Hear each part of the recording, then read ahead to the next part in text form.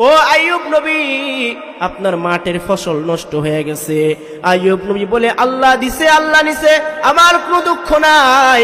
একে একে 14 জন সন্তান মারা গেছে। আইয়ুব নবী বলে, ইন্না লিল্লাহি ওয়া ইন্না ইলাইহি রাজিউন, আমার মালিক দিছে মালিক নিছে, আমার কোনো দুঃখ নাই। এ বান্দা, এমনিভাবে আইয়ুব নবীর সমস্ত সম্পদ নষ্ট হয়ে গেছে, সমস্ত সম্পদগুলা ধ্বংস হয়ে গেছে।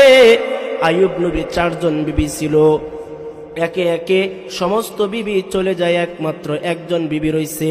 3 জন বিবি চলে গেছে, একজন বিবি রইছে। ওই বিবির নাম ছিল রাহিমা। এই বিবি, এই মহিলা কেমন মহিলা? এই মহিলা হলো হযরতে ইউসুফ আলাইহিস সালাতু ওয়াস সালামের নাতনি। এই জন্য মুসলমান, আইয়ুব নবী একাই শেষ নয়। আইয়ুব নবীর আল্লাহ এমন এক রূপ দিছে, আইয়ুব নবীর গা থেকে পচা শুরু হয়ে গেছে, শরীর পচতে পচতে কিরা হয়ে গেছে।